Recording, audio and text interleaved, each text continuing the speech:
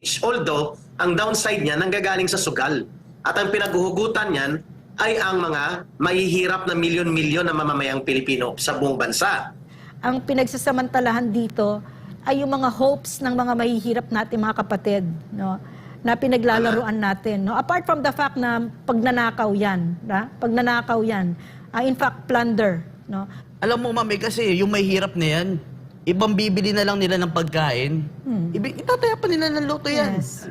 At ang inatasan dyan na mag-manage itong si Mel Robles. Pero ang nangyayari, if batay sa mga paunang sirkumstansya at lumalantad na mga ebidensya doon sa Senate investigation, sindikato ang operasyon nito. Ito nga mga kababayan, bago natin ituloy ang video na ito, kung bago ka lang sa aking YouTube channel baka pwede makahingi ng like at subscribe at click mo na rin ang notification bell para updated ka sa aking nilalabas na bagong video. Salamat po. Pabor sa sugal. Ang Lotto, ang PCSO, nag-ooperate yan at kumukuha ng pera sa mga mahihirap sa pamamagitan ng sugal. Actually, yan ang legal version ng wetting o ng pasugal.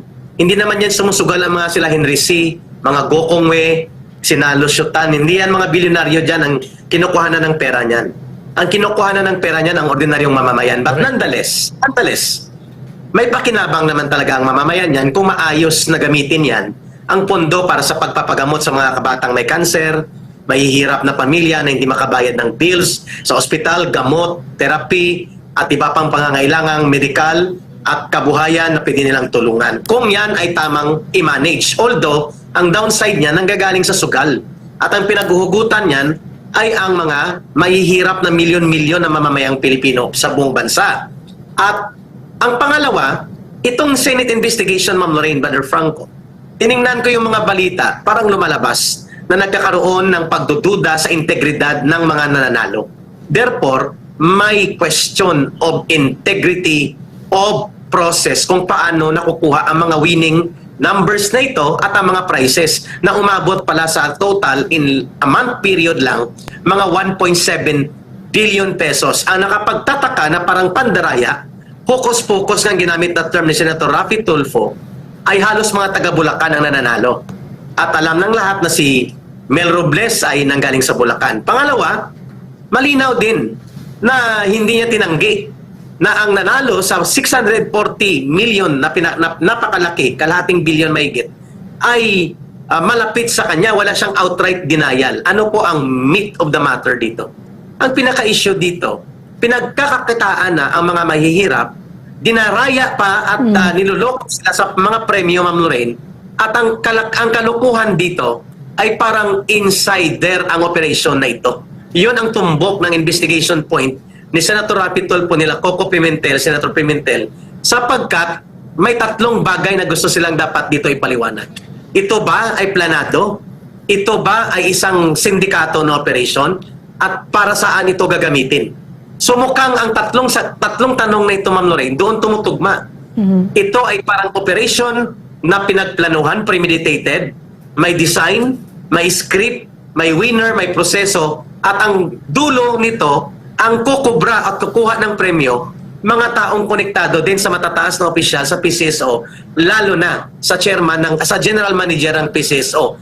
At inilalabas ito ng isang political blogger at wala siyang pag-aalangan na sinabi niya na itong si Mel Robles na general manager ng PCSO, at I will quote Sas Rogando Sasot, a very good political blogger na magaling mag-research, na sinasabi niya na itong si Mel Robles ay dapat magpaliwanag kung bakit lumalabas na isa siya sa mga black operators. Pag sinabing black operators, dirty operations yan.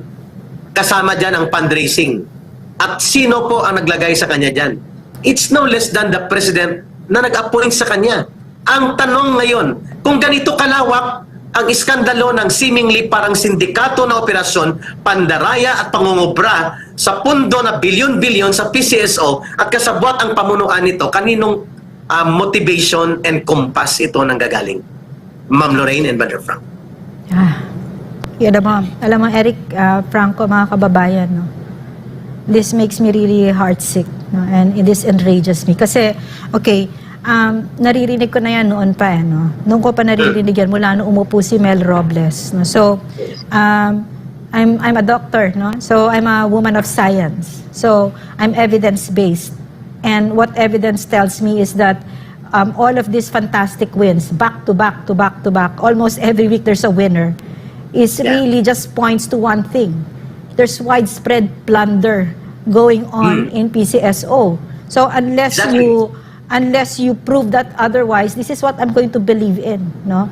And this to me, like you, Eric, no, this really outrages me because ang pinagsasamantalahan dito ay yung mga hopes ng mga mahihirap natin mga kapatid, no, na pinaglalaruan natin, no. Apart from the fact na pagnanakaw yan, in fact plunder, no. Kasi nung ko pa naririnig yan, all this fantastic what are the odds, no? Every week naalala ko noon, umaabot pa ng buwan, di ba? Umaabot ng buwan. Tapos on top of that, only in one place, only in Bulacan, there's this inordinate amount of winners, number of winners in just one place. What are the odds for something like that? And as I said, I'm evidence based, no. Let's go by science, no. And then prove yourself. So I think in times like this, no, we're for whatever criticisms we may have against Senate or whatever, no, I'm grateful that there are senators like Senator Tulfo and Senator Coco Pimentel that are speaking for the people. Kasi mukhang walang kahihiyan itong mga ito, no? Walang kahihiyan. Ayan, nandito na naman tayo talaga. Dito talaga tayo aabot parate. Walang kapasidad mahiya at saka walang prinsipyo. And that makes me really heartsick, no? Heartsick. Yes, correct. Frank, would you like to add sa napaka-iskandaluso at ala sindikato na operation ngayon ng PCSO, the way the Senate presented some related evidence to that claim na sinindikato na uri ng operasyon ng PCSO? Like ka Eric, Ma'am Lorraine, obviously, nakita naman po natin yung paggawa pa lang, pag-amin pa lang na edited po ang aming ipinakitang yan, tinanggap mo sa sarili mo. Ay yun po ay pagpapakita na niloloko nyo po ang taong bayan. Niloloko nyo po kasi bawat taong tumataya dyan ay may mga pangarap. Nangangarap yan na magkaroon ng, syempre, pagpapala rin.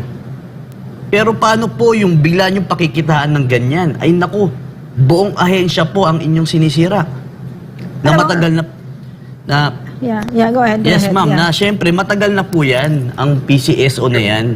Yeah. At marami. Ako, mga kapitbahay namin, lahat nandyan. Subok na yan sa matagal na panahon. Pero, ngayon lang ako nakakita ng ganitong klase, ma'am, na right away, pati yung pag-amin na edited ang photo na nanalo na yan, ay talaga namang heartbreaking para sa marami nating kababayan na nangangarap na manalo. Dahil syempre, alam mo mami, kasi yung may hirap na yan, ibang bibili na lang nila ng pagkain, itataya pa nila ng loto yan. Yes. Yeah. Yung kukunting pera, kasi may mga nakasama din ako, mga kaibigan ko, na, pero sugal nga yan, yung konting, manage kasi yun pati pambili ng bigas, pero meron talaga nakalaan sa bawat, especially dyan sa Laylayan, na may nakalaan talaga silang pera, pantaya sa loto. Yeah. Ganong kahalaga sa kanila, tapos ganito ang gagawin natin. Yung about that editing, no, I saw also allegations that even yung editing na yan, kasi sinasabi ni Mel Robles that if there's anything that he should be apologizing for, it's the poor editing. Gosh, parang I don't even know where I should be more insulted that they think we are that stupid. Correct, no? ma'am. Kasi what it seems like is that figure itself, no, yung winner supposedly, that whole figure was edited in. There are reports that are like that, no? Yeah. And nakita mo, it's really poorly edited to the extent that this is another person. There was a model kasi. Yes, ma'am. There was a model of that one. No? Apparently, it's another model of a brand. I mean, goodness, wala ba kayong kahihiyan, no? I mean, Ma'am, seriously. No? Correct. Tapos gusto ko lang maidagdag ka, Eric. Kung ikaw ay, kung binibigyang protection mo lang ang yung taong nanalo, maraming kapamaraanan na tayong pwedeng gawin dyan para maproteksyonan ang nanalo. They're insulting my Sa ganyang intelligence. bagay. Yeah. Napakababaw ng kanyang pagtingin sa usapin na ito. Kaya ang gusto namin i-raise dito sa Laban Kasama ang Bayan, ginagamit ang poder at kapangyarihan ng gobyerno kasi ang PCSO, government office yan. At ang inatasan dyan na mag-manage itong si Mel Robles. Pero ang nangyayari, if batay sa mga paunang sirkumstansya at lumalantad na mga ebidensya doon sa Senate investigation, sindikato ang operasyon nito at may nakikinabang sa pighati ng mga tao na kinukuhanan mo ng mga sugal na pera at gagamitin mo paniwalain sila na may tsansa silang manalo. Correct. Yun pala ang kokobra ay kasindikatuhan. In a matter of 1 month, 1.7 billion ang nawala na pundo na dapat ay income ng ating pamahalaan at napunta sa questionably na mga winners na ito. Edited ang video, edited ang picture, hindi maipaliwanag kung bakit Bulacan ang pattern ng winners at hindi niya dininay na konektado sa kanya ang mahigit kalahating bilyon na nanalo, dalawang nanalo ng mahigit kalahating bilyon at ang itinuturo malalapit lahat sa kanya. Wala siyang outright and categorical explanation about dito. Kaya ano po ang dapat dito? Ang dapat dito ay ipasuspend ito ni Pangulong Bongbong Marcos Jr., si Mel Robles. At magpumasok na rin ang ombudsman para mag-imbestiga dito sa kanya. At kung may delikadesa siya na mag-voluntary tender ng kanyang suspension ng kanyang sarili mula sa investigation na ito. At lumalabas, ma'am, habang nag-uusap tayo, na marami ngayon ang nanonood at naniniwala na matagal na nilang ginagawa yan ng grupo Mula ito. nung pag-upo. Mula nung pag-upo. Yes. Mga 2 years na daw ito, ma'am, kung saan nagkakaroon ng sabwatan at upang lukuhin ang milyon-milyon na mamamayan, nakawin ang pundo sa gobyerno at mapupunta sa private benefit ng mga tao, pamamaraan, pasok sa programa ng gobyerno na pasugal, pero hindi napupunta sa gobyerno na benepisyo at taong bayan. So plunder talaga ito. We call on the ombudsman also to do parallel motu proprio investigation and effect. Kung hindi isuspend na Pangulong Bongbong Marcos Jr. Itong si Mel Robles dahil presidential appointee ito sa kanyang posisyon, the ombudsman can issue preventive suspension laban sa kanya at least 60 days at alisin siya dyan sa poder niya bilang general manager. The issue here is how government power and government office are being used in order to abuse the people, amass private na mga pundo na dapat napupunta sa gobyerno at may kasabwat na mga opisyal na ahensya ng gobyerno at mga pribadong sindikatong elemento na ginagamit nila. These are the meat of the matter na tinatanong ngayon ng mamamayan kay Mel Robles at hindi niya pa may paliwanag ng maayos sa mamamayan. Ma'am Lorraine and Brother Frank. You know what I think, no?